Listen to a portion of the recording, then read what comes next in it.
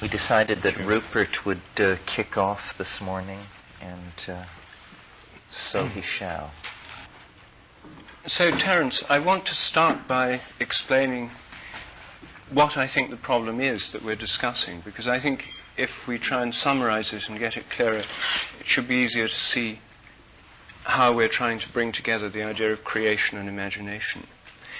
So let me explain to everybody what I think the problem is as well.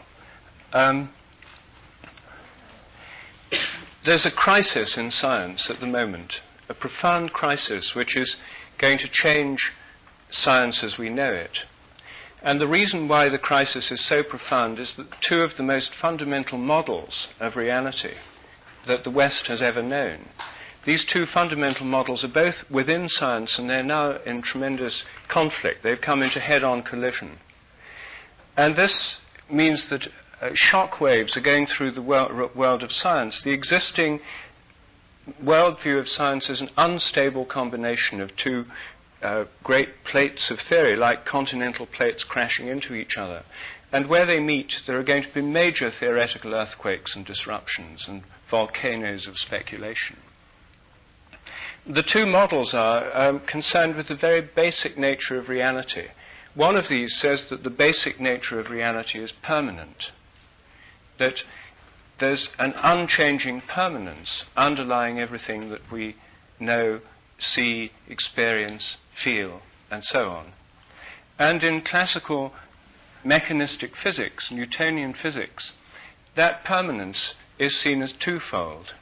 First of all, there's the permanence of the laws of nature, the eternal mathematical laws of nature, considered by Newton and Descartes to be ideas in the mind of God, God being a mathematician. This is a very popular and recurrently popular idea among mathematicians, the idea that God is a mathematician. And it was a view that strongly appealed to them, and their image of God was as a kind of a Christian God, but with a kind of Platonic or Pythagorean mind, containing essentially the mathematical laws of nature. So that was one source of permanence, permanent mathematical laws. The other source of permanence were the permanent atoms of which matter was supposed to be composed. All material objects were supposed to be made of atoms which were permanent. And these atoms were in movement. They combined and permutated, and our own bodies and everything we see around us would be permutations and movements of those atoms. Those were permanent too. And the movement that they were taking part in was also permanent, a constant amount of motion. And these permanences were summed up in the principles of conservation of matter and energy. The total amount of matter is always the same, total amount of energy is always the same. Nothing really changes in the realm of matter and energy at the most fundamental level. Nor do the laws of nature change. Well, that's the permanent view of nature, which has been the basis of physics and of chemistry. And to a large extent, it still is the basis of physical and chemical thinking. The other view is the evolutionary view, which comes to us from the Judeo-Christian part of our cultural heritage. And in that view, the original part in the Bible is there's one thing that does change in time, in history, and that's humanity. According to the biblical account, human beings are undergoing a kind of evolutionary process from Adam through the patriarchs, first Noah, then the patriarchs, then the history of the people of Israel, then the movement from Egypt through the wilderness to the promised land, then the subsequent history of the prophets and the kings, then the coming of the Messiah. This was a process in history which showed a kind of progressive unfolding development, but it was confined to the human spiritual realm. In the 17th century, this idea was secularized in the notion of progress through science and technology. By the end of the 18th century, the idea of human progress was a dominant idea in Europe. By the 19th century, human progressive evolution or development was now seen as part of a progressive evolution of all life through the theory of biological evolution. And right up in this century, only in 1966, did physicists finally abandon their eternal or static cosmology and come to an evolutionary conception of the universe. So with the Big Bang, the whole universe is now seen to be evolutionary. This is a very recent revolution in science, and it totally changes our worldview, because the most fundamental thing in science is its cosmology, its basic model of the cosmos. And our cosmology has changed now from the static, permanent, or cyclical view of the universe to one which is evolutionary. Now, if nature is evolutionary, if all of nature is evolving, what about the eternal laws of nature, which scientists have taken for granted for so many centuries, concepts going right back to Pythagoras and the ancient Greeks? Were all the laws of nature there before the Big Bang? Well, if they were there before the Big Bang, where could they possibly be? There was no where to be, there was no universe. So if the laws of nature were all there before the Big Bang, then they must be non-physical, idea-like entities dwelling in some kind of permanent mathematical mind, be that thought of as the mind of God or just the mind of a kind of disembodied mathematician. They were thought to be permanent and all there before the universe. This assumption is still held by most of our modern cosmologists. It's something that physicists have not yet begun to question seriously. But as you can see, it's like an idea that's had the carpet taken from under it. It's sort of hanging over an abyss. Because there's no real reason why we should assume the laws of nature are permanent in an evolving universe. If the universe is evolving, then the laws of nature could be evolving as well. And in fact, the very idea of the laws of nature may not be appropriate. It may be better to think of the habits of nature evolving. The Big Bang is like the cracking of the cosmic egg. That's its mythological correlate, the notion of the ancient mythological idea of the cosmos beginning through the hatching or the cracking of an egg, followed by the growth of the organism that comes out. It's an embryological metaphor. And we now have a kind of developmental model of the whole universe. It's like a developing organism. It's not like a machine at all anymore. The universe is a growing, developing organism, which is differentiating within itself, forming new forms and patterns, an evolutionary process that on Earth has given rise to all the forms of animal and plant life, all the different kinds of microbes, to ourselves, and to the many and varied forms of human culture. So the question arises, how does this process happen? I myself have been working on a theory which I've put forward in my two books, A New Science of Life and The Presence of the Past, which tries to understand these habits and how the habits of nature can evolve. What I'm suggesting is that there's a kind of memory inherent in each kind of thing in what I call its morphic field. And that this, as time goes on, each kind of thing has a kind of collective memory of everything that's happened to all previous similar things. So, for example, when a crystal crystallizes, the form its crystal depends on the way similar crystals have formed in the past. Things are as they are because they were as they were, to use Terence's felicitous summary of this theory. In the realm of animal behavior, the theory says that if animals like rats learn a new trick in one place, then just because they've learned it, rats of the same breed should be able to learn the same thing more quickly everywhere else. So you train rats to do something in San Francisco, and all over the world, rats of that breed should subsequently be able to do it more easily, through a kind of invisible influence, like a collective mind of the rats that's changing or developing. There's already evidence that these effects actually occur. And this evidence is summarized in my books. It leads to the idea also that in human learning, we all benefit from what other people have learned before. There's a kind of collective human memory, an idea very like Jung's idea of the collective unconscious. So habits build up, and what I'm suggesting is that the regularities of nature are habitual. They develop as habits. Nature goes along habitually. New patterns come into being, but through repetition they become habitual. The universe is an evolving system of habits. But obviously, this is only part of the story. If the universe is an evolving system of habits, how do new things ever come into being in the first place? What is the basis of creativity? evolution must involve an interplay on this view between habit and creativity, just as our own lives involve an interplay between habit and creativity. So, habit, a theory of evolutionary habits, demands a theory of evolutionary creativity. And how can we understand the creativity that's given rise to new ideas, to Beethoven's symphonies, to theories in science, to new works of art, to new forms of culture, to instincts in birds and animals, to the forms of flowers and plants and leaves, to the many kinds of rocks and crystals, and to all the forms of galactic and stellar and planetary organization? What kind of creativity could underlie all those processes? Well, there seem to be two basic answers on the market within the conventional worldviews. One is the materialist view that says the whole thing is entirely due to blind chance, that there's nothing but a kind of darkness of blind material processes going on, and then by blind chance new things happen. That's the materialist theory. And it really says, by saying it's blind chance, it basically says don't think about it. It's chance, there's nothing more that you can say, so just forget it, take it for granted. Because there's no reason or there's nothing intelligible about it. It just happens, and there's nothing more you can say. The other theory is derived from the Platonic traditions of the Platonic theology, and says that it all happens because, in a sense, it was all made up in the mind of God. Everything that happens, every new form that appears, corresponds to an eternal archetype, a kind of eternal idea in the mind of God.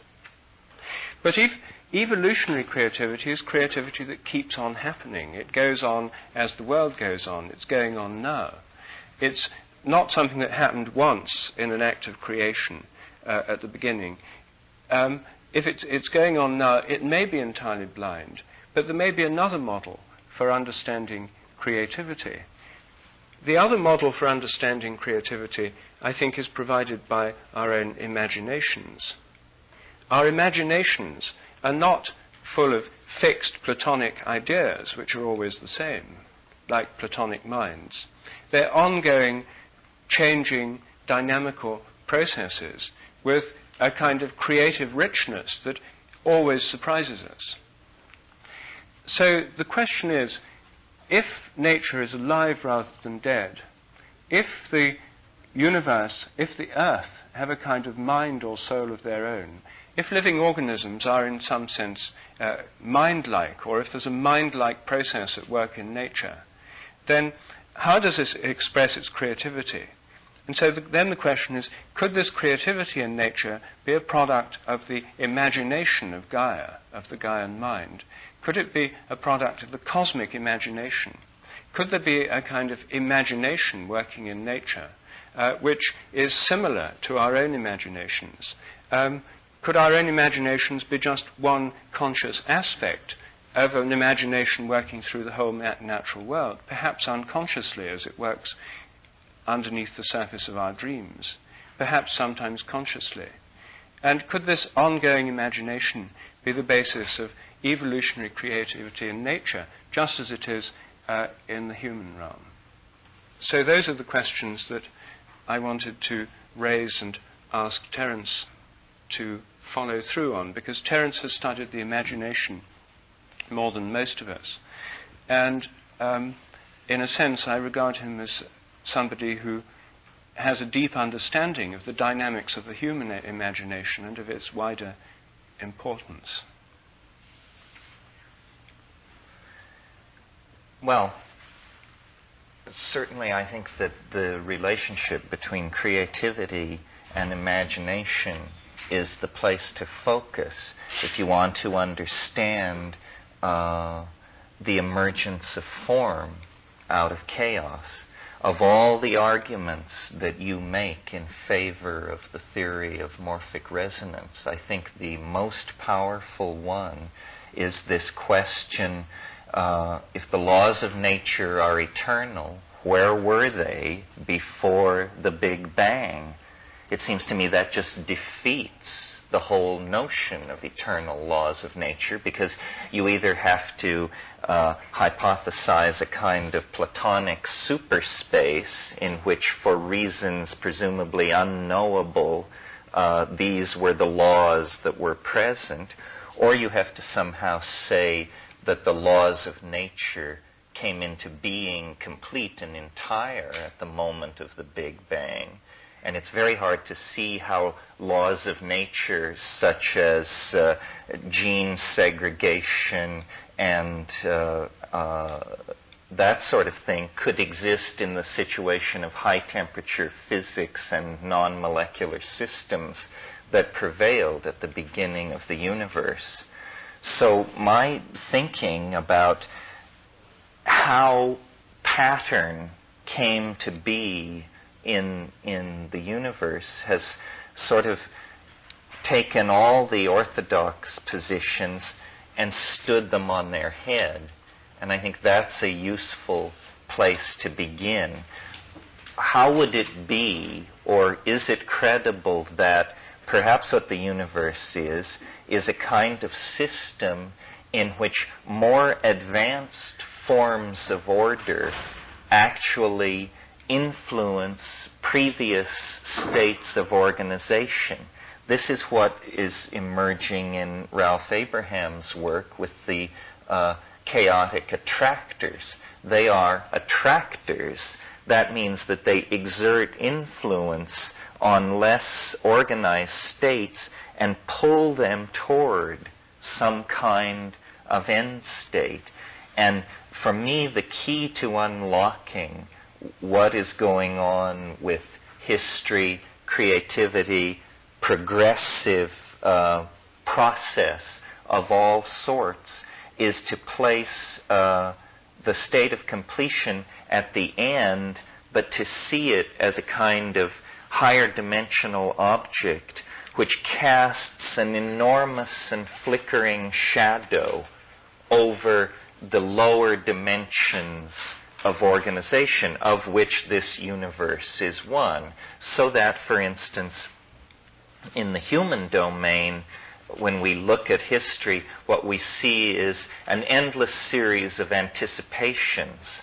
The golden age is coming. The Messiah is immediately around the corner. Great change is soon to be upon us. These are intimations of change. It's almost as though the transcendental object that is the great attractor in many, many dimensions throws out images of itself, which filter down through these lower dimensional matrices and actually are the basis of the appetition of nature for greater expression of form, the appetition of the human soul for greater immersion in beauty, the appetition of human history for greater expression of complexity. So when I think about these terms, chaos, creativity, imagination, I see them, it's like a three-stroke engine of some sort.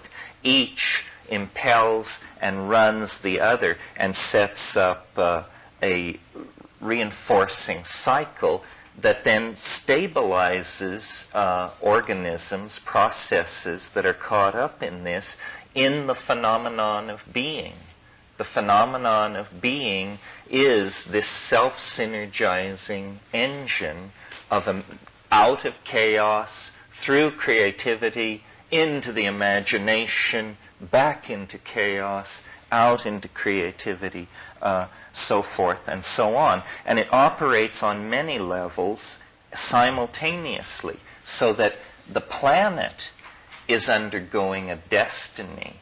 The model, deep time, the time of geology, was only really discovered around the turn of this century.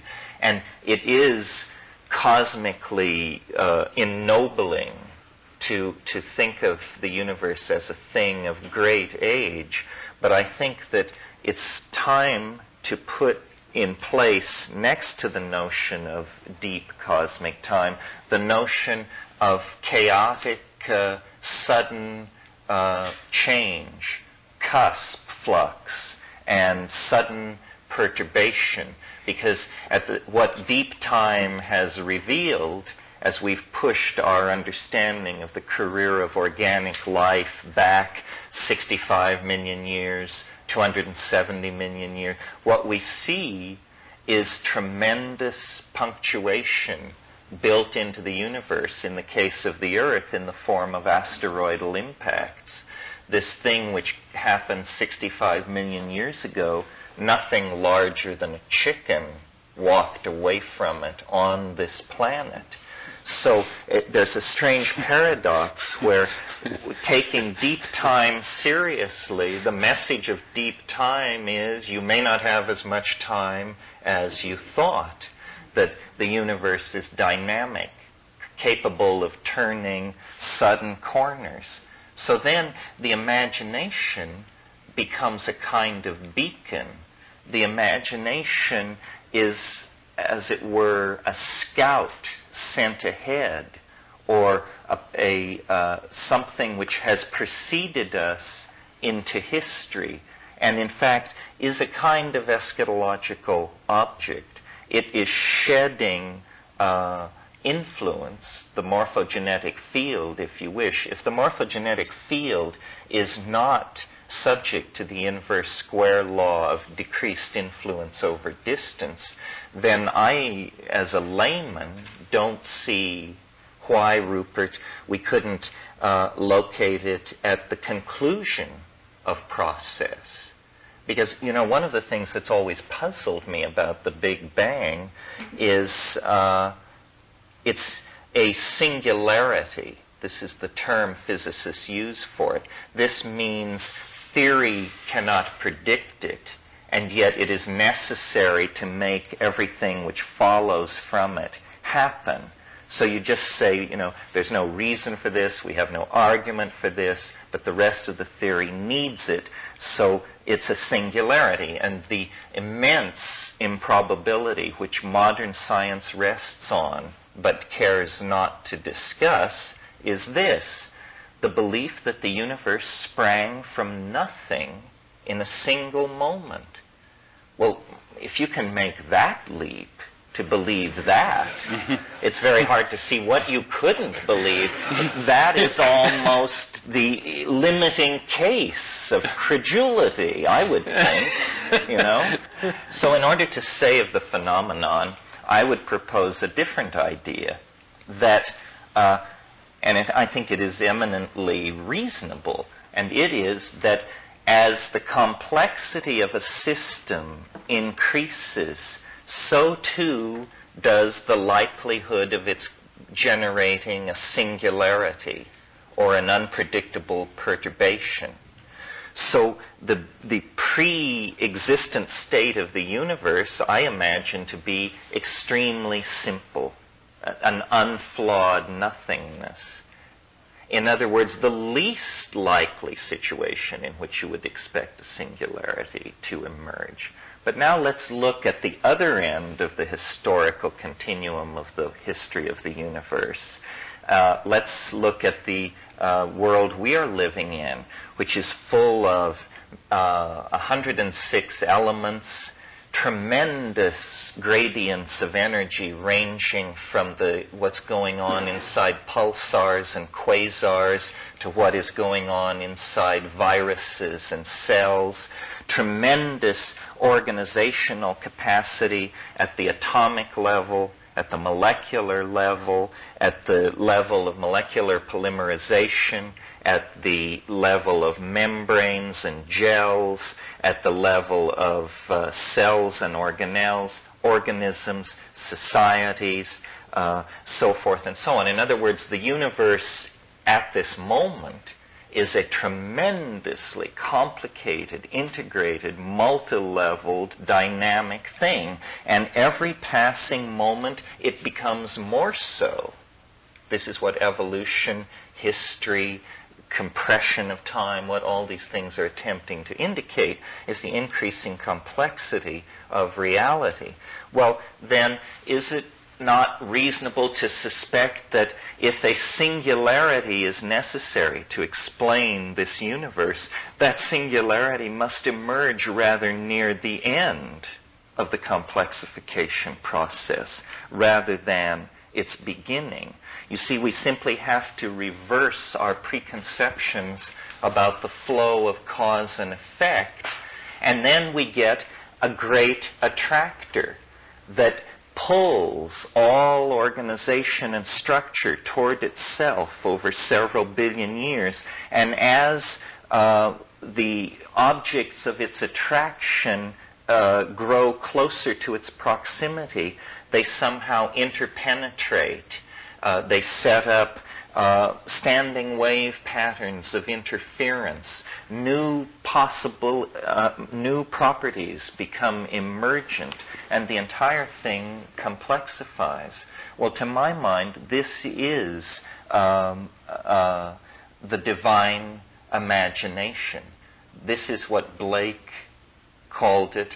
This is the only way I can conceive of it, that Rupert and I were chatting last night in our room about the aboriginal nature of God, this idea which is built into Whitehead, that somehow time is the theater of God's becoming, but it's also, from the point of view of a higher dimensional manifold, a kind of fait accompli.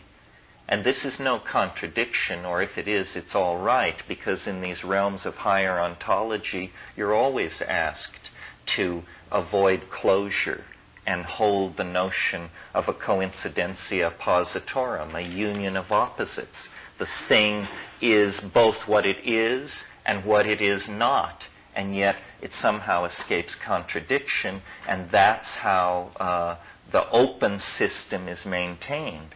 That's how the miracle of life is possible.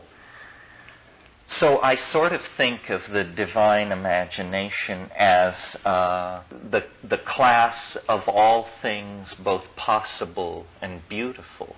It's a kind of reverse Platonism.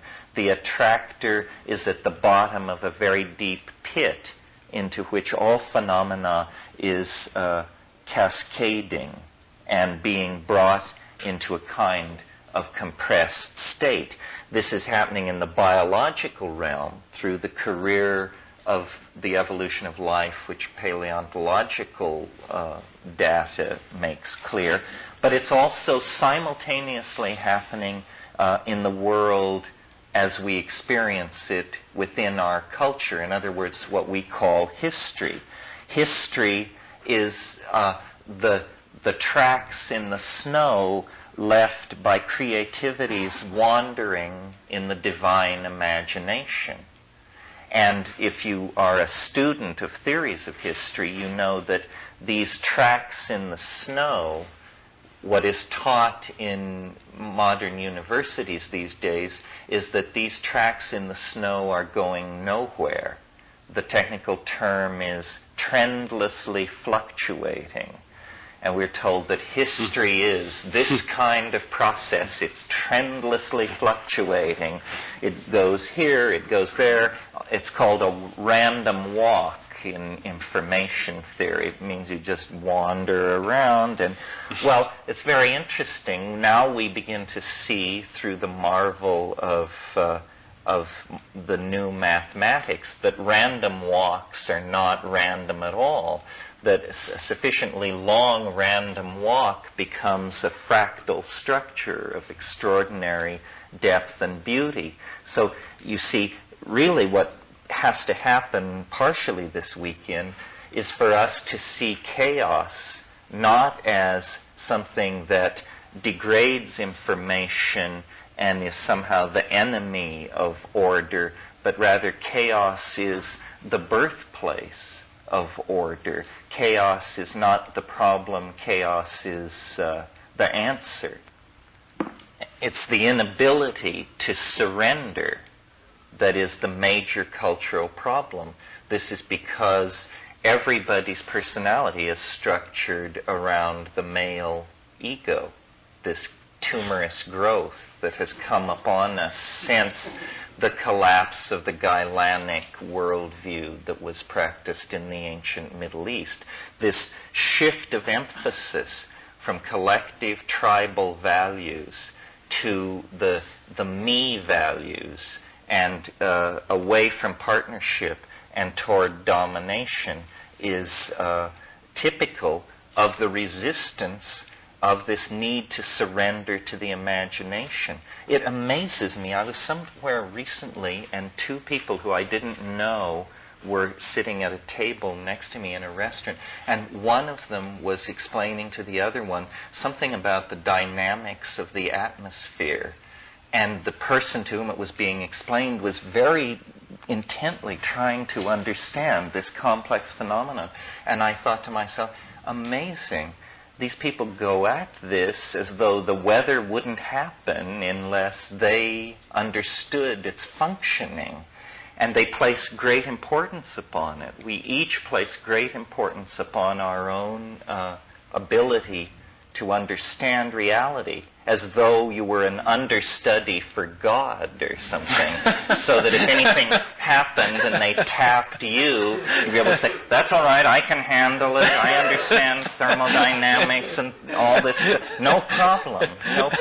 Well, this is not exactly this abandonment to the partnership life lived in the creative imagination that I had in mind. Well, we could go on and on about this, but I hope this has stirred up something in you and we can go forward with it.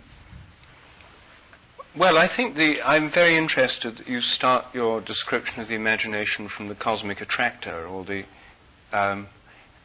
which sounds to me like a combination of Plato, Thomas Taylor, and Teilhard de Chardin.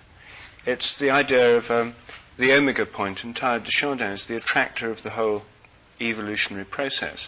It's all being drawn towards this end point, which is actually very like Aristotle's conception of God too. He thought that the prime mover of the heavenly spheres, as the heavens went round, was God.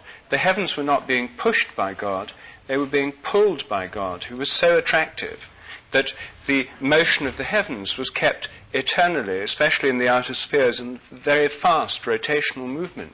The fast rotation being the closest they could achieve to the divine state of eternal bliss. And God was the prime mover by pulling the entire cosmic process, by attracting it.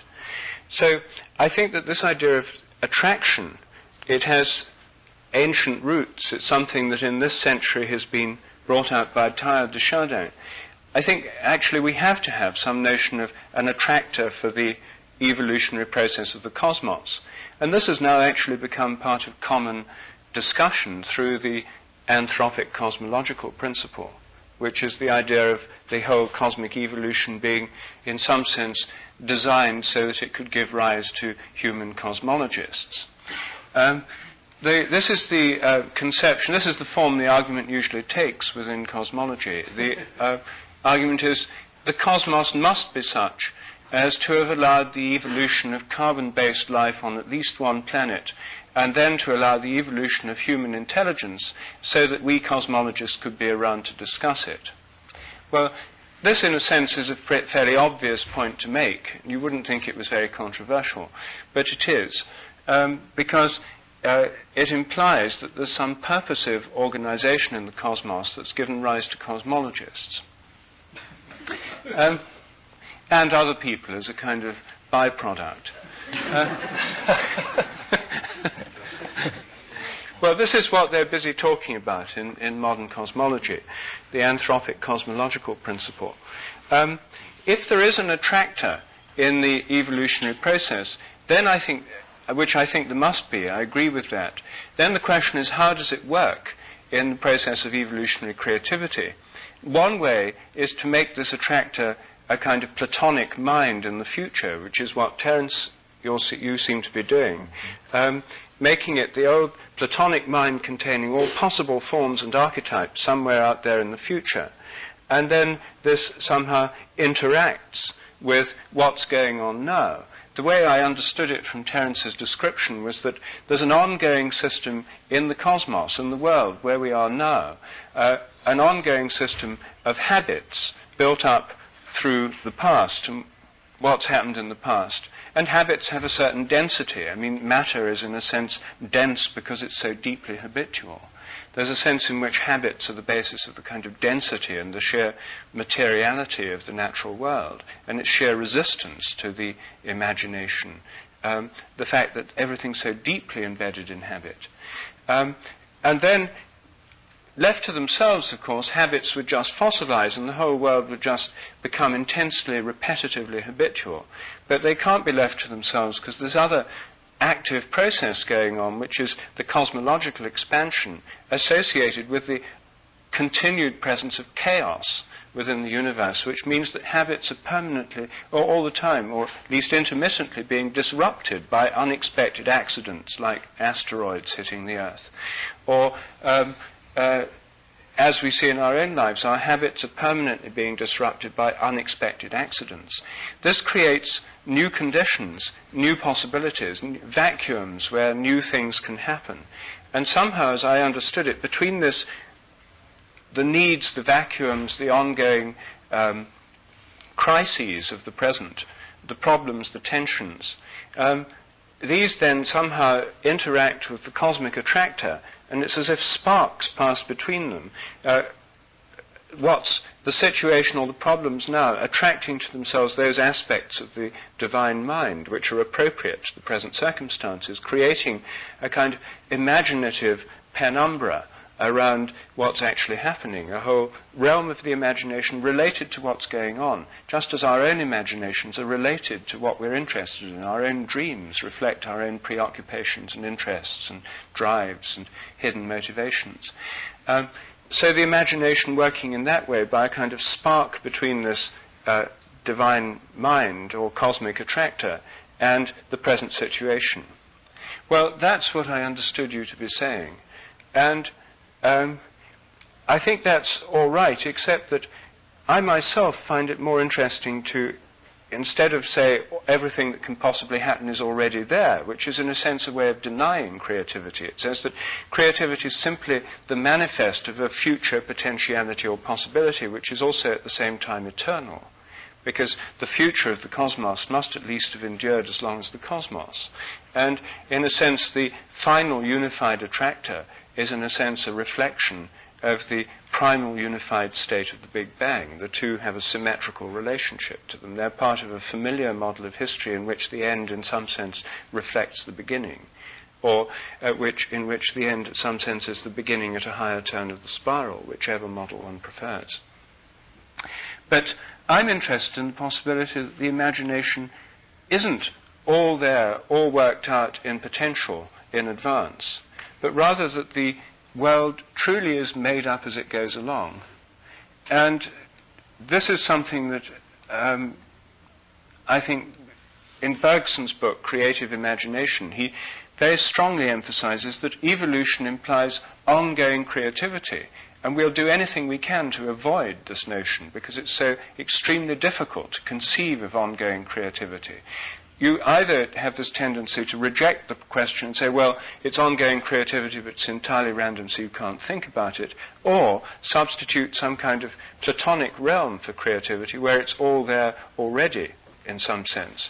So what I'm trying to look at is a third possibility where the imagination really is made up as it goes along. And instead of emerging, as it were, from the light in the future or from a kind of Platonic mind, it may emerge from something much more like the unconscious mind. It may come into light from darkness. And the formative processes of the imagination may not be sparks leaping from the mind of God, but rather new forms welling up from the womb of chaos. Well, it's very interesting to hear you say this because I shouldn't have predicted it. Let me see if I can explain why. It seems to me the problem revolves around this notion of purpose. Is there one? Is there not one? If there is one, what is it? Well, 19th century science was at tremendous pains to eliminate purpose from all of its model building in order to make once and for all a clean break with the contaminating power of deism, essentially. So that, for instance, in evolutionary theory as it was evolved in the 19th century, the great breakthrough for them, you see, was that they had a random process. They didn't know that it was mutation through radiation, but they called it sporting, or the production of variant types, a random process, and then a second random process, which was selection for fitness to the environment.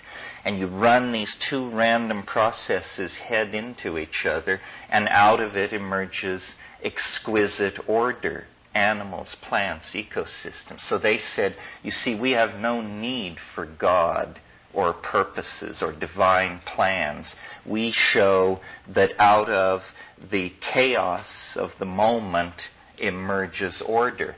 And this tendency was so strong in 19th century and early 20th century biology that, for instance, they sought to entirely appropriate the word evolution, and it was not to be used in any other context. I had a biologist once say to me, if it doesn't involve genes, it isn't evolution.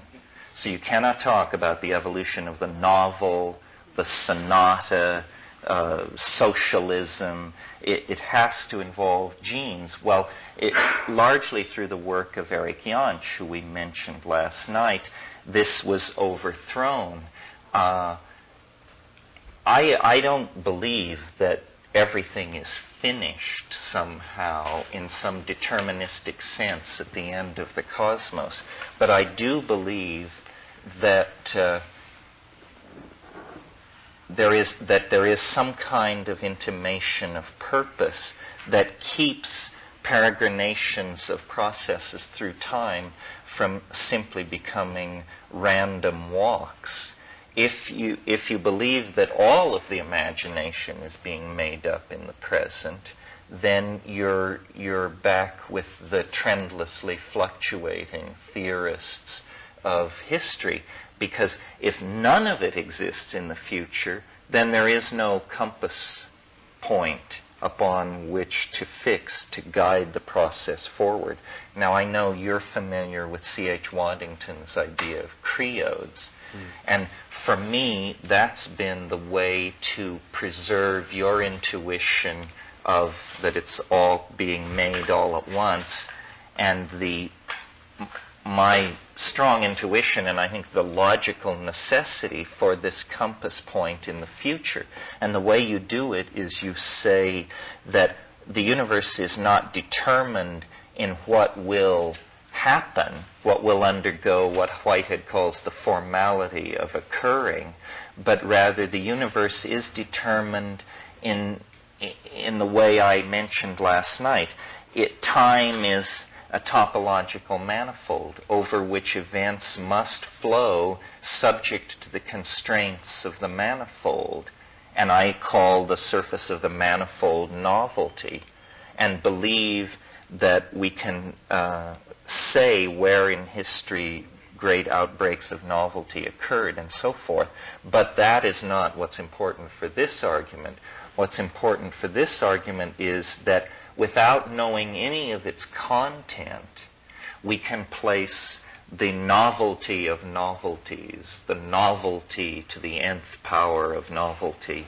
We can place it at the end of the historical process and then watch it operate as an attractor without having any information about it at all that is really of its essence, which I think comes very close still, though all this modern jargon has been hung onto it, to Neoplatonism. We have to maintain the unknowability of God, hence the ultimate unknowability of the imagination, but nevertheless we have to grant it as an attractor nevertheless. That would be my take on that. Well, I mean, it's partly a question of, as I see it, of what role one thinks the attractor has. I think that the cosmic attractor, as Teilhard de Chardin conceives it, or as Aristotle conceives it, is drawing things towards a state of higher unity.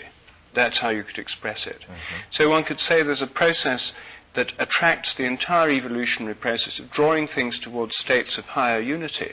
And not just states, but in general, but as many possible states as can be. Otherwise, why would there be so many forms of life, so much variety in nature? But it may be, you see, the question is, are the new forms arising in the attractor? Or is the attractor simply attracting what's already a diversity of forms through a process that lies between them, as it were, the imagination?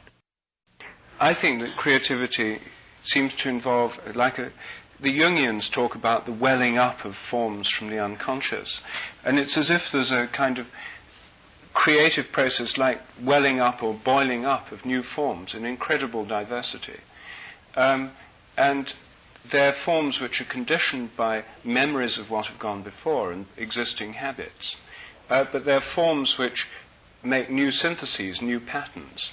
And it could be that if there's a kind of unifying process working upon a boiling up of new forms, that anything that comes out, as it were, above the surface of the unconscious or the darkness or the boiling process or the chaos, has to take on a kind of unified form, as it were, to come above that surface. That the light, as it were, into which it comes is a unifying principle. So it has to take on a unified form, but it could be any unified form.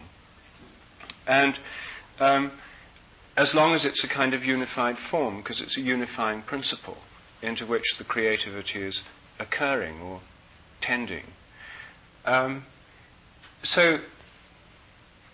think in our own case, the one model for this is dreams.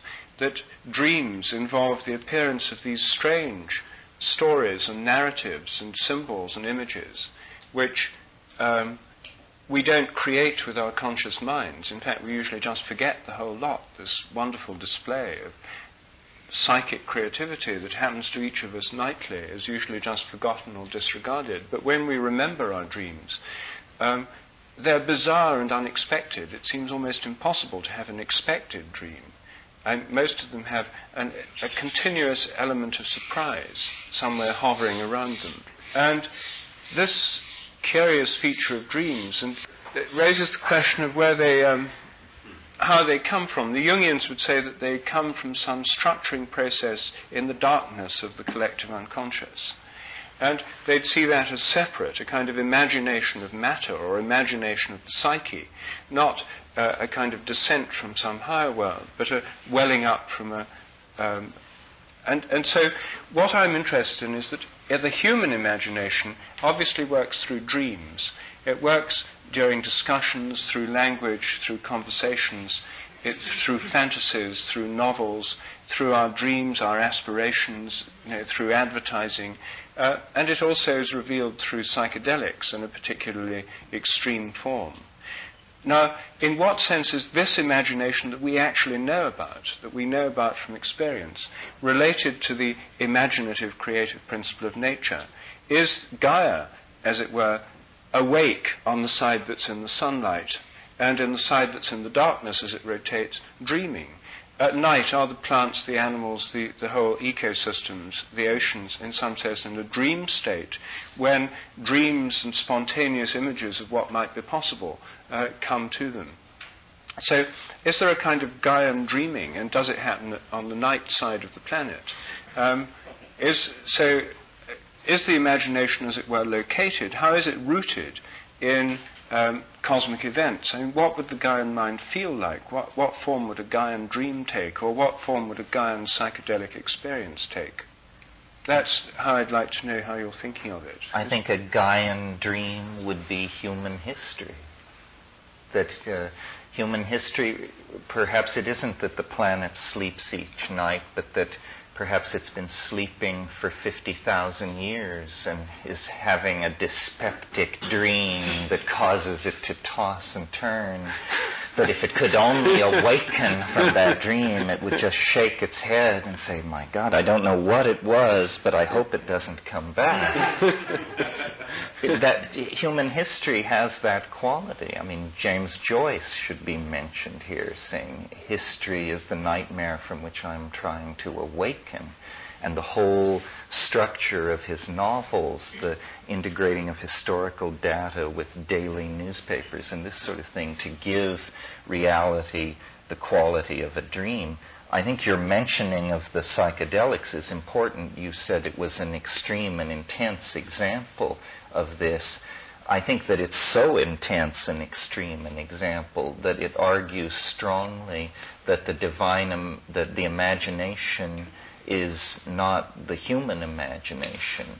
While we may be able to analyze dreams and see the acting out of wish fulfillment or repressed sexual drives or whatever, depending on our theory of dreams, the psychedelic experience, it's preposterous to attempt to analyze it in terms of human motivation at its intense levels. It seems rather to be an ontological reality of its own that the human being has simply been privileged to briefly observe. But it says no more, your deep psychedelic experiences say no more about your personality than that the continent of Africa is making a statement about your personality. They are, in fact, independent objects.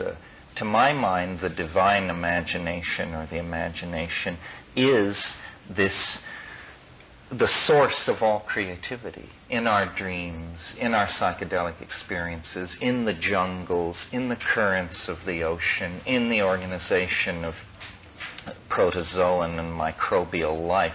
Wherever there is large-scale integration, rather than simply raw physics, but integration of laws of physics, integration of properties of membranes and electrophoresis and this sort of thing.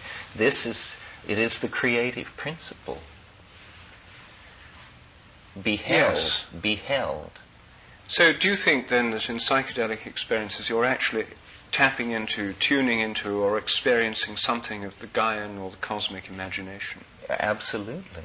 And I think that psychedelic experiences and dreams are only different in degree, that they are chemical cousins somehow. And this is why I could see human history as a Gaian dream, because I think every night when you descend into dream, you are potentially open to receiving Gaian corrective tuning of your life state.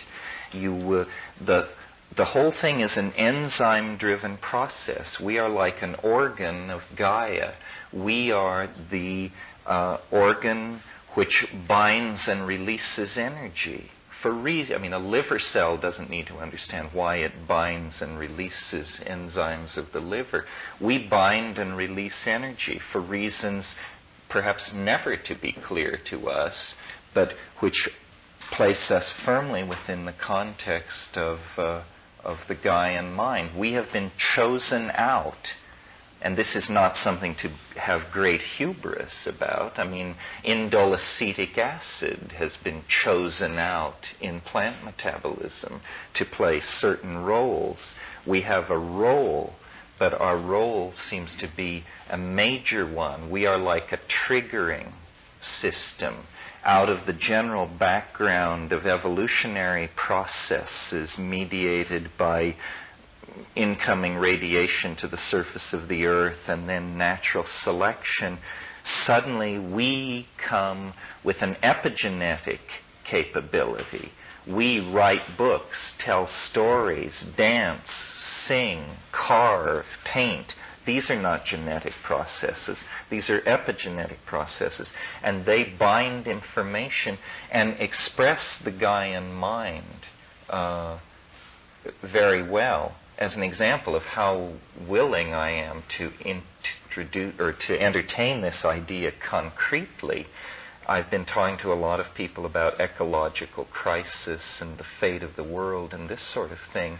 Well, imagine in hindsight, the wisdom that we would impute to Gaia if we were to suddenly realize that what is happening on this planet is that nature knows that the sun is going to explode. And what we are is a kind of response to the anticipation of a wounding that 50,000, 5 million years ago, the geo-heliocentric relationships began to vibrate out of tune. And as a consequence of this, a species was called forth that could organize an escape. And we are it. In other words, we are in a divine play. In line with this, and what made me even entertain these ideas, is I had a very bizarre experience recently. I was in Hawaii, and in our botanical garden there is a very large dead tree, and one limb of this tree sticks far out over the land. And Banisteriopsis caapi, a large hallucinogenic South American vine, is planted at the bottom of this tree. And it just has swarmed up this tree and covered it with greenery. But it wouldn't go out onto this one limb that stuck out. And it bothered my sense of symmetry that this vine would not completely cover this tree. And I even thought about trying to climb up into the tree and thread it out onto this limb to get it to do what I wanted. So I was sitting looking at this tree and this situation and actually thinking about it. And suddenly the limb fell. It broke off. And then I thought, the vine sensed that it was unstable. It would not invade this domain that it sensed was structurally unstable. Well, then I said to myself, but how could it? What is the mechanism of this sensing of instability?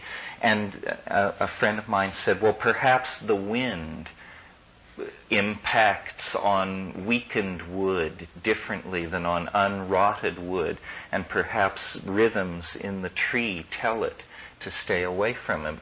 And then I realized, if one plant has that kind of sensitivity to the entering into a domain of danger, what must the ecosystem of this planet be doing in reaction to what we are doing to the planet?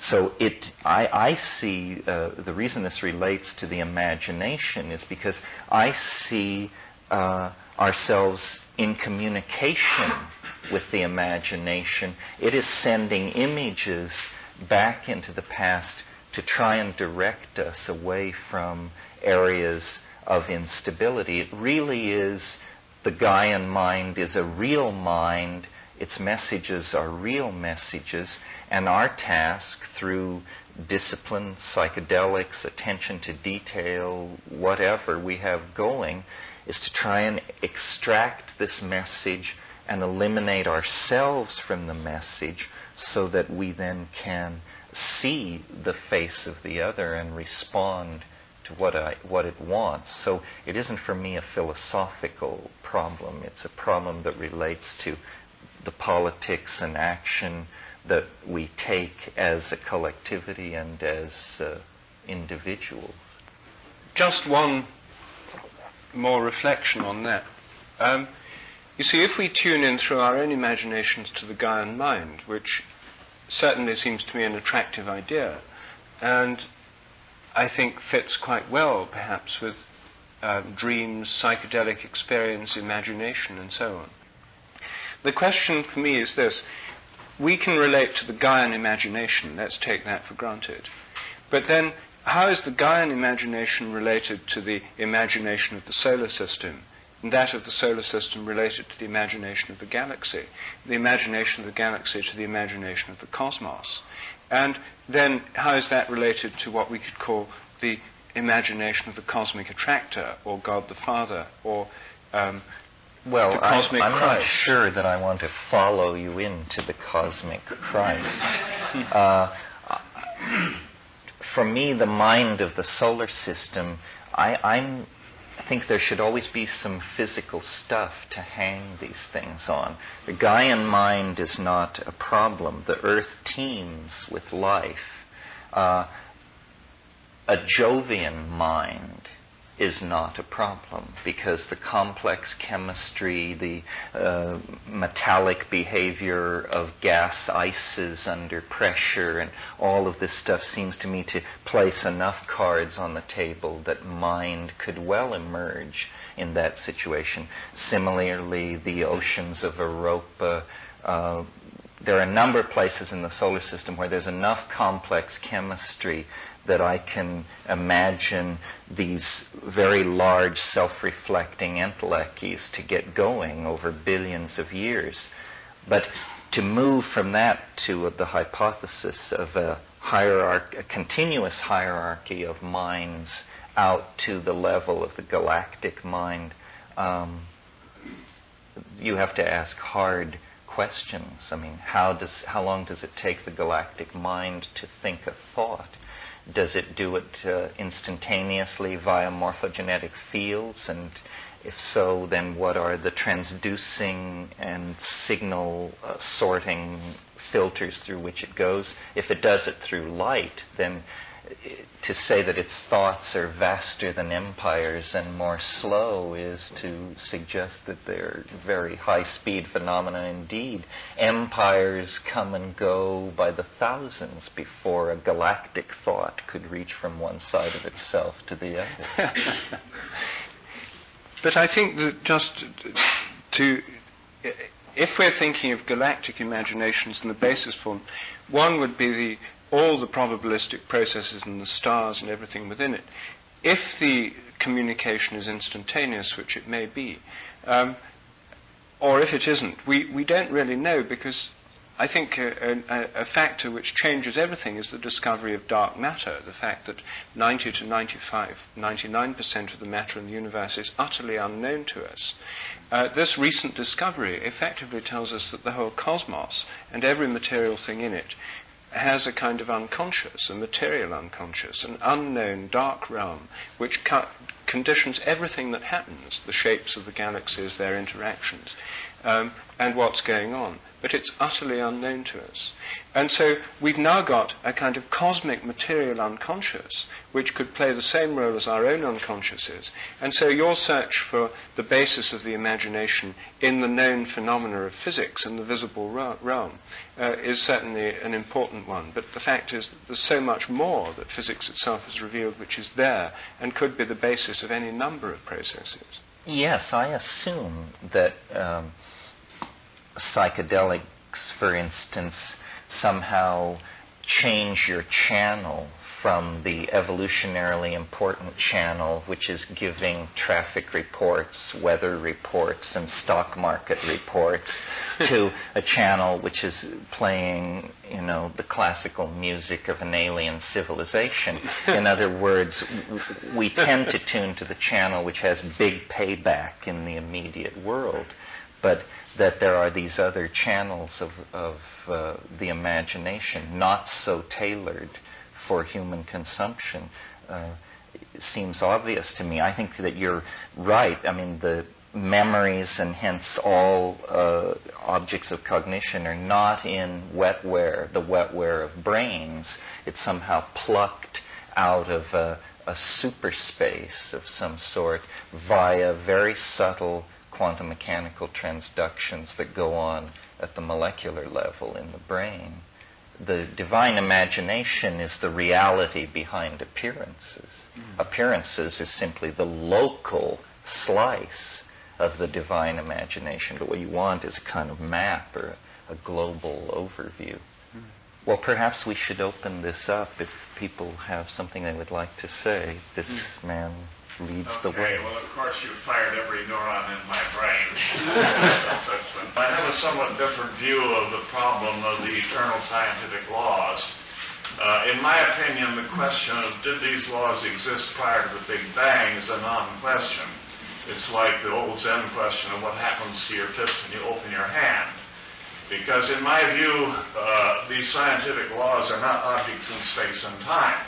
If they were objects in space and time, of course they could not exist before the Big Bang. In my view, these scientific laws are linguistic structures that we create, that we choose, in order to give reasonably good expression to the regularities that we measured in the world, and which we use for prediction and control purposes. For example, we have an equation to express the gravity relationship, and we have placed in that equation to key in the acceleration of the force of gravity. It's not 32 feet per second. It differs somewhat from that, and it differs depending on where you measure it on the Earth. And it's even conceivable to imagine that it might change with space and with time, because it's been going on for so many billions of years now. In Rupert's view, I'm sure that it would be unlikely to change very much, but it's perfectly possible for it to change. And the point I want to make is that science provides in that equation an opportunity to clue in this different change, if that change is necessary, for purposes of prediction and control. I think that the laws of nature can be used for purposes of prediction and control within the kind of developing evolutionary cosmology that Rupert has expressed it. All right. Well then, yes. I mean, the thing is that there are two theological views, you see, that are possible about this. If the laws of nature are linguistic structures outside space and time, at least in the Judeo-Christian world, the prevailing archetype is the Word of God. They're the Word of God. They're the Logos, which is the traditional theological view of the laws of nature. So then it really comes down to a theological question. Do we think that the Word of God is a kind of eternally sonorous set of vibrations or linguistic structures that somehow permanently there in the permanent mind of a transcendent God? Or is the Word of God something that God speaks, and like real words, is a series of processes in time? Spoken words are not eternally there. They're things that take time to speak. And the underlying basis of a spoken word is the flow of the Spirit or the breath. So are the words of God, if we take this Logos model, spoken words that involve a process in time, or are they like a sort of encyclopedia that's written words that can be sort of eternal? No. In my view, they're not. I don't see the theological argument is a non-argument to me, because I reject the idea of the mind of God as having a structure in the universe. Or again, I come back to these scientific laws of nature as human formulations created like tools, created like a set of wrenches in our kit bag, not a part of any eternal structure whatsoever. But at the same time, I recognize that certain of these laws that we have created are of such a nature that it would be very hard to conceive of us having a science without them. Well, I think that there are a couple of issues here. First of all, what has always given science its tremendous cachet was its ability to produce in the realm of application and technology.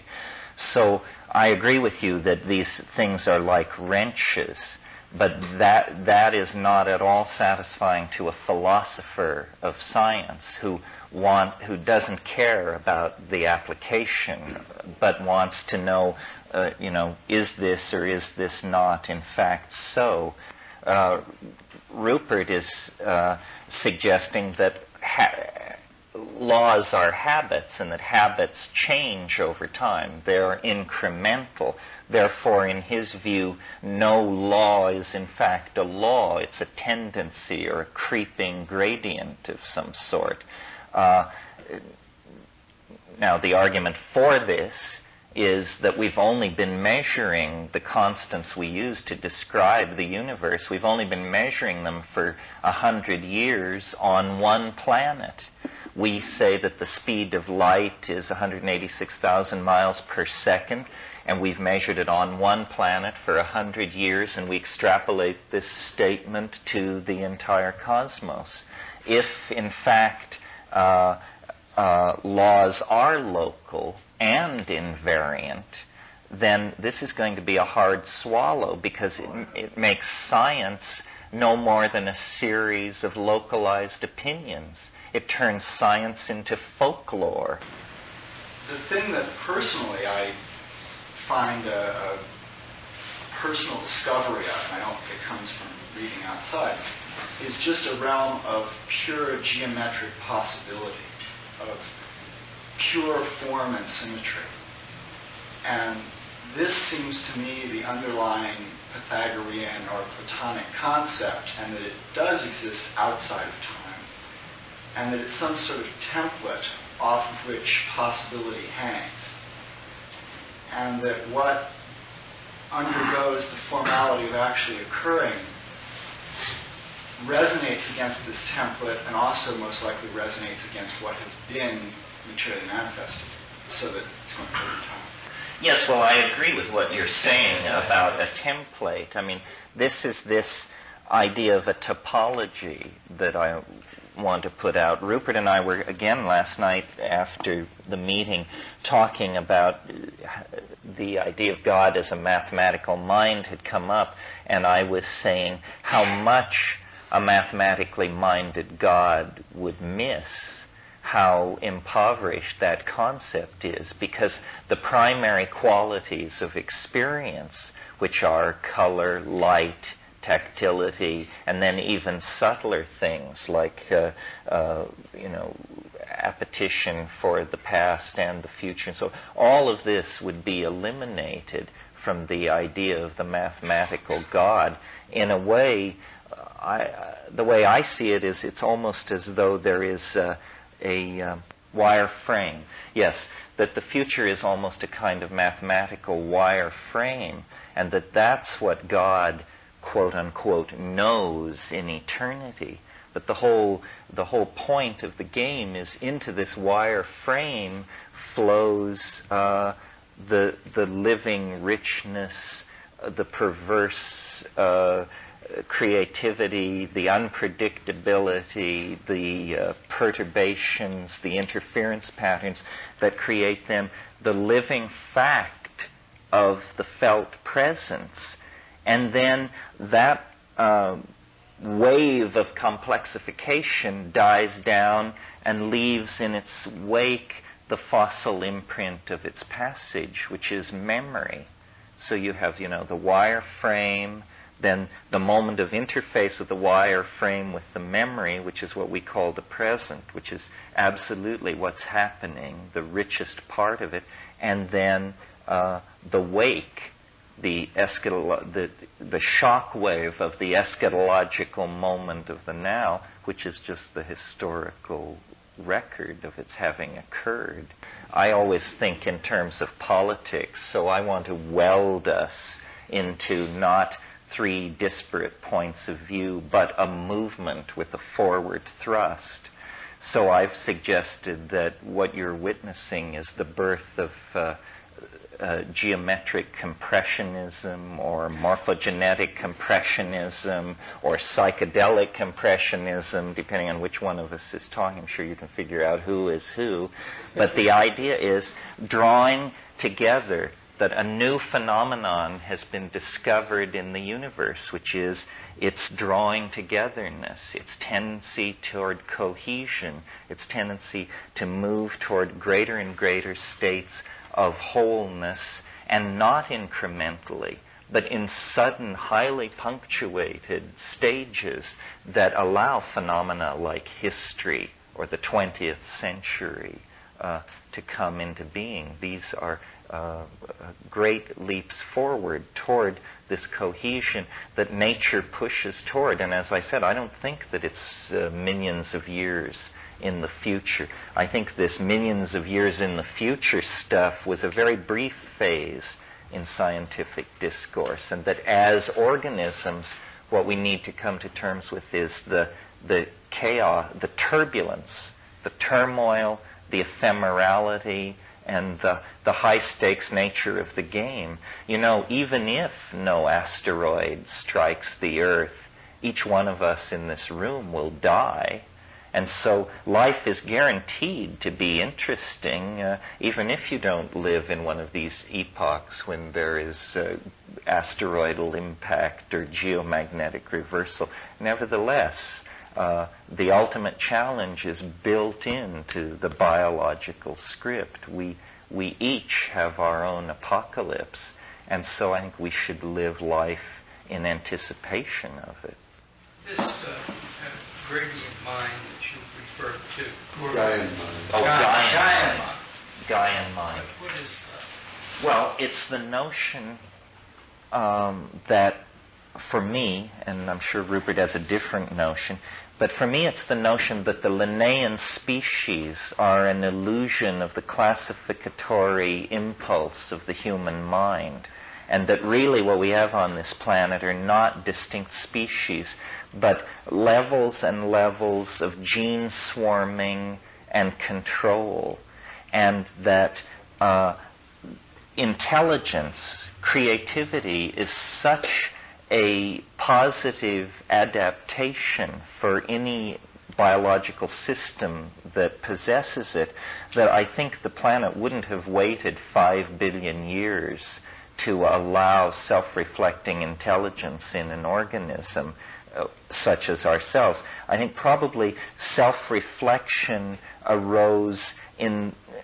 fairly early in the history of the Earth, and that the Earth is a minded, integrated kind of entity. How this works is hard for us to model because we've only had the image to guide us for 10 years or so.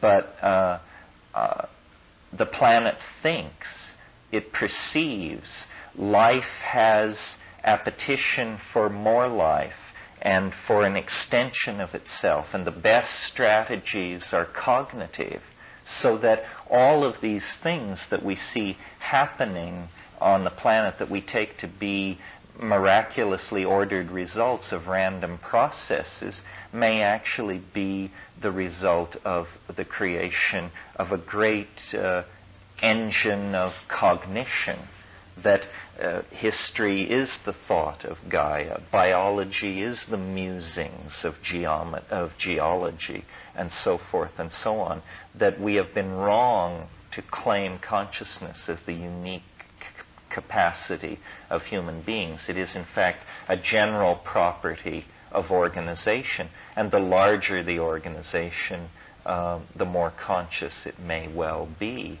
So that I don't feel human beings are set against nature. I think we occupy a special role in nature, but it's a sanctioned role. There is no such thing as getting out of control, because the control system is so deep and so vast that it's inconceivable. But what is happening may appear to be out of control because we are not in full connection with what the purpose of all this is. Yeah, Rupert. Yes, let me try and put it a different way, answering the same question about the Gaian mind, because it's obviously one of the things we're interested in talking about here. Starting from a straightforward starting point, the idea of Gaia, put forward by Lovelock and other scientists, is that the Earth, using the name Mother Earth, Gaia is the Mother Earth of the Greeks, that the whole Earth is a living organism. And that if the whole Earth is a living organism, and I think in that organism we have to include the Moon as well, because the Moon orbits the Earth and in some sense sets its rhythms of time and tide, and is part of the Gaian system. That the Earth is a living organism, including the Moon, the atmosphere, all the living things on it, the oceans and so on, behaves together in a way that has an organic, integrated, holistic quality, that the earth is alive, and its life involves some kind of organizing principle. At that stage, a lot of people then say, well, if the earth is alive, then in some sense it must be conscious, or in some sense the earth must have a mind. And one of the questions I think we're exploring is just in what sense can we think of the earth as conscious or having a mind? What might the Gaian mind consist of? The traditional view of the earth is that it's an inanimate assembly of a bit of rock hurtling around the sun with a thin film of moisture and life on its surface. But that the whole thing's just an inanimate mechanism with no life, no purpose, no spontaneity, no creativity of its own. Merely the environment in which other random, purposeless processes take place. That's the standard view. But if the earth does have a mind of her own, or a life of her own, a spontaneity of her own, is it entirely unconscious, like our own unconscious minds? Does it come to consciousness? Does Gaia have dreams? Does Gaia have imaginings? This is, I think, the questions that underlie Terence's use of the phrase, the Gaian mind. And I think it's a question that's bound to arise. Millions of people are now talking about Gaia, planet Earth, as a living whole.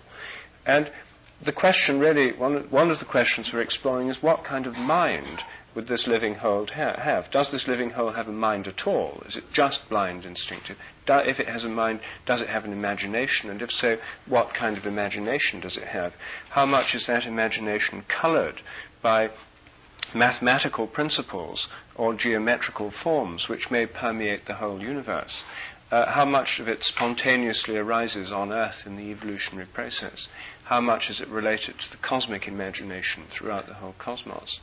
So I think these are the questions it raises, and I think that that's another way of coming to it. Just starting with the idea of the Earth as a living organism, it implies and raises the question of the mind of the Earth, if it has one, or the soul of the Earth. Some would say that the mind's just another aspect subjectively experienced of the physical changes in the brain. Others would say it's a kind of shadow or epiphenomenon of the functioning of the brain. If we take that view of the mind, we would expect the Gaian mind, if it exists, to correspond to some set of complex physical processes going on Earth. Well, I think if we wanted to see it that way, we could make a good case for there being a base to the mind. I'd put the magma of the Earth's core, these flowing currents, as some perhaps like the limbus or the hypothalamus, the sort of long-term driving things with a solid nucleus inside, associated with changing magnetic fields and polar reversals every few million years, and the whole of this being the underground process, virtually unknown to us, which is driving the process of continental drift, earthquakes, volcanoes, and is actually shaping the morphogenesis of the surface of the Earth through the distribution of the continents. And then there's the Gaian breath, which is the atmospheric flows of the wind. Then there's the Gaian circulation of the oceans. There are many of these systems, all of which are indeterminate, all of which are probabilistic, and all of which could respond to, as it were, kinds of thoughts or impulses of Gaia. So one can find many ways of thinking about the physical basis for the Gaian mind, which would also include, in my opinion, the Earth's magnetic field, the magnetosphere, which trails like a great tail on the dark side of the Earth, which surrounds the Earth, and which, as it changes and responds and resonates to sunspots, affects the whole patterns of electromagnetic communication through radio waves. All of this, the field of the Earth, which would, I think, be one of the bases for the Gaian mind. Even the known fields, the gravitational and the electromagnetic fields, stretch far beyond the surface of the Earth. So all these would be possible bases for the Gaian mind, or basis of its interaction with what's going on, as well as the actual minds of organisms, animals and plants. I mean, the Gaian mind may be able to act directly on these minds through field-like processes. I myself would think of the Gaian mind and our own minds as more like field-like processes which interact with our brains, and the Gaian mind is interacting with living processes, the atmosphere, the Earth's core, the magma flows, the magnetic field, interacting with them but not being reducible to them. I guess my question is really about the relationship to creation and creativity and imagination. Is there a qualitative aspect to that is evolutionary. The suggestion I like to bring up is that there could be a kind of evolutionary field creode, meaning that there is a pathway that when conscious beings are on a planet, the evolutionary field creole would be looking for a kind of an aesthetic, a kind of sensibility. And I would propose the symbiotic relationship as an example of this. Well, creodes are pathways of change which have endpoints.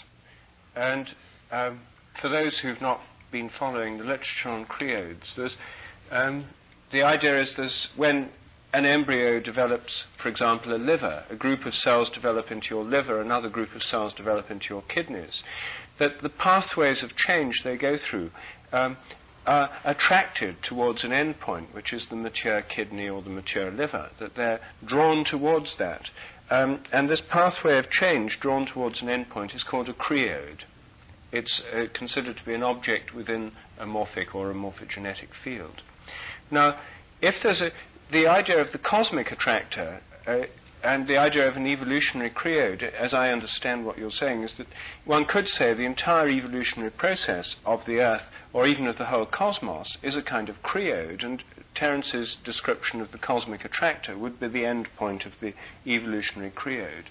So in a sense, using the term creode brings us back to that model we were talking about just now. I was kind of missing, listening to this discussion, what the meaning of the creation and imagination would be for.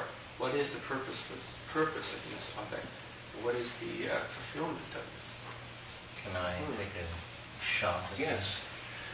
Well, I'm not sure I understand all of what you're saying, but in terms of this qualitative thing, which is deepening, which is the purposefulness of it all, it's interesting when you look at the whole life of the universe and the way processes have evolved.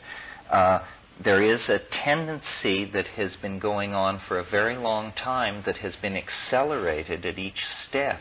And what I call it is language seems to be seeking to decouple itself from matter. DNA was the first language, and it's a language written at the molecular level, and it's faithfully physical replicant is made of it, and then that template is used to create proteins, which are the statements in this language. Well, that's how all nature does it, except human beings. And we have this epigenetic capability. We can write books, dance, sculpt, paint, all the things that I mentioned. Well, then, when you look at the 20th century, the tendency to dance, paint, sculpt, and so forth has, through technology, become ever more released from the constraints of matter, so that now we paint on computer screens. We merge, we sculpt with computers, we sculpt with light and directions rather than in matter. So I think that why this is, who can say, but the only thing as complex as organic life is syntax. And syntax seems to have a life of its own. It is trying to shed the material matrix, which was its basis. Now, this, I'm sure we don't have time to discuss it now, but perhaps later, this creates strong reactions in people because we have a tendency to want things to be folded back into nature. We don't want this Gnostic ascent to the radiant unspeakable. But nevertheless, it appears that language, in a kind of hellish marriage with technology, has given us no way out except a forward escape into the further embodiment of language. This now is apparently the only way we can keep from destroying the planet, is by literally going off into the imagination, which is not a dimension of the physics of space and time. It's actually a syntactical dimension.